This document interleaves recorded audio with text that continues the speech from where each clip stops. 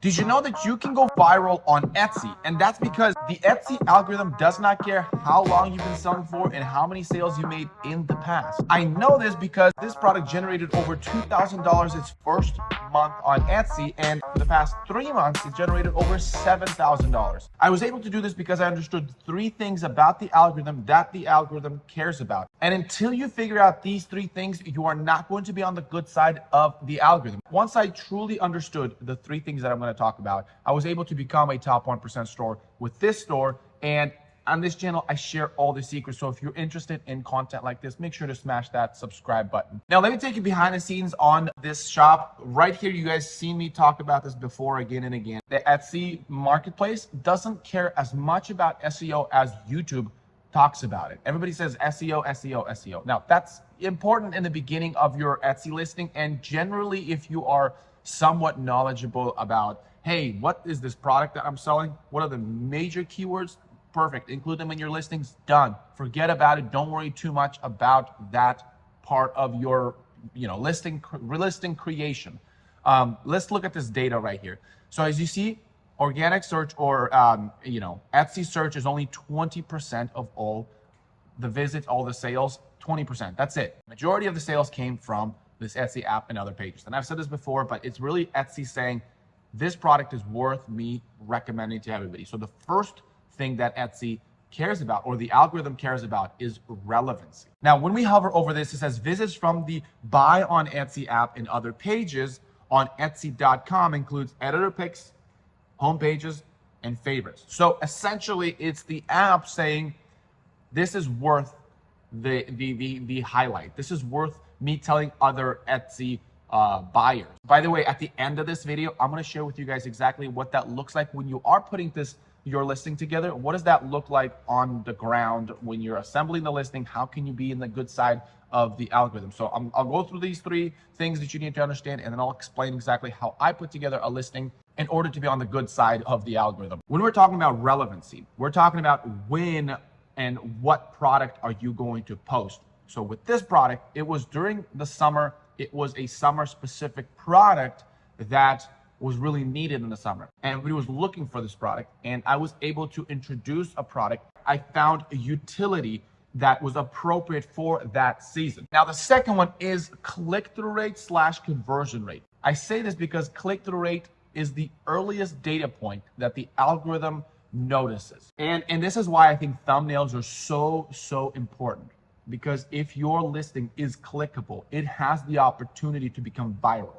And we see this in TikTok. We see this in a lot of platforms where you can go viral because you're just so clickable. That same thing happens on Etsy. Now, before you start getting all spammy on your thumbnail, you also have to think about conversion rate, because that's the second step that the algorithm considers.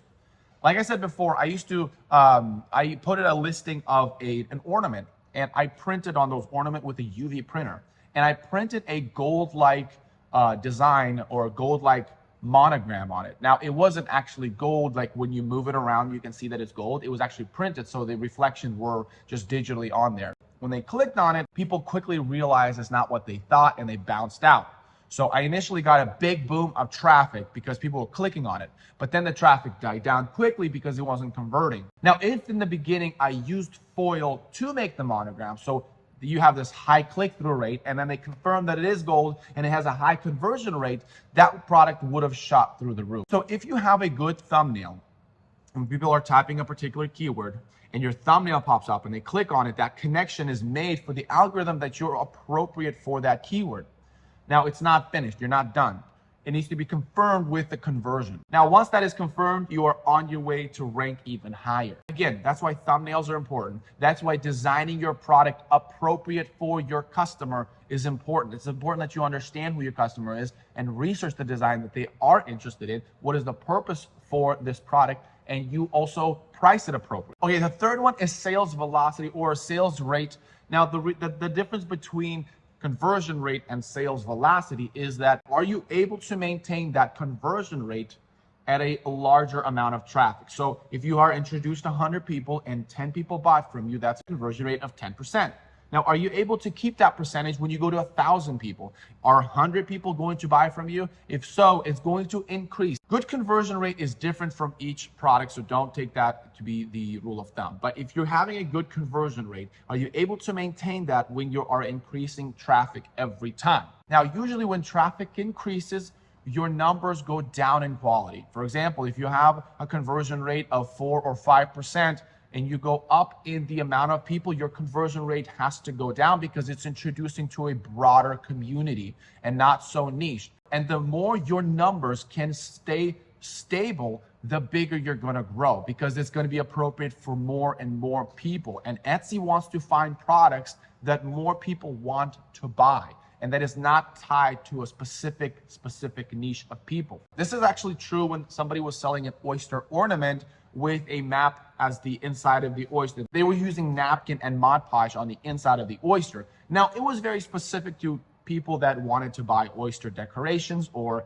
they wanted an oceanfront style tree. Now, because people continue to find favor in this style, it made its way to the ornament, just the keyword ornament, and it just looked really cool. However, it started off for people that wanted to niche down their Christmas tree to make it ocean style Christmas decoration, but it made its way all the way to the top because the percentage continued to maintain as more people saw it. So if you're able to maintain sales velocity, that means you're able to maintain these percentages on a larger scale. All right, so the way I would put a listing together, you obviously research in the beginning. You discover what sells really well during the summer. What is the activities people do in the summer? And one of those things is obviously marriage and wedding. And you're like, okay, I'm gonna target marriage. What do? I go a little bit narrow, groomsmen gift. Okay, even narrower than that. Oh, beer drinking groomsmen gifts. We have niched down because remember, we want to be relevant, not only in the time, but also potentially in the customer type or in the niche. So we've narrowed down to a specific group of people. We're going to be doing beer koozies in June or July because July is a beer month, preferably earlier because you don't want to sell on the time that it's the highest because then you're just going to go down. But we're gonna prepare our product at the right time. So now we've checked off the relevancy. This is going to be relevant. Now we're going to try to pursue click-through rate and sales velocity. What are we going to do? Well, we're going to make a really good thumbnail and we're going to decide on material. We're not going to use a foam material. We're going to use leather because we're targeting groomsmen gift. If it was a bridesmaid and maybe there was a need for bridesmaids beer koozies, maybe it could have been foam and different color foam like blush or teal. All of that could have been for them, but we're targeting groomsmen gifts, so we're using leather. So because our thumbnail has leather, again, we're trying to get that conversion rate up. And then when they click on the actual listing, they see that it's not just a leather shell for a foam koozie, that it's actually made out of leather, and it's a leather beer koozie. They love the quality, and they're confirming that this is exactly what the thing they wanted, and maybe the engraving is going to be dark engraving and they love that. It's personalized. This is it. And so you have now checked off 1 and 2. Now we're going to try to grow to broader audience. What the algorithm is going to do is going to test leather groomsmen gifts. Checked off. It's going to move its way up. It's going to now check groomsmen gifts. Now, if your price is appropriate, side note, the more broad you get, the less the customers care about that niche. So if you're pricing it higher because you think, hey, this is a niche specific and people that want this based on nostalgia, or they're really interested in this niche, they're willing to pay higher dollar for this specific items, the more you grow, you move out of that nostalgia, out of that niche of passion. You need to make sure the only thing that they care about is price, because they don't care about the fundamentals of that product. So this is where pricing is going to be very appropriate for you to start to continue to climb on a wider audience, such as groomsmen gifts, or maybe gifts for him, or maybe even just personalized gifts, and making sure that your price is just appropriate. You're either manufacturing it very efficiently or you're sourcing it very appropriately so that your price is competitive with other gifts and not specifically with this kind of keyword that is niche specific. So that's how I would grow that listing. Now, if you are serious about selling on Etsy, check out the link in the description. I do have a deeper dive in my course or the free training that you can sign up for. Until next time, have a great one.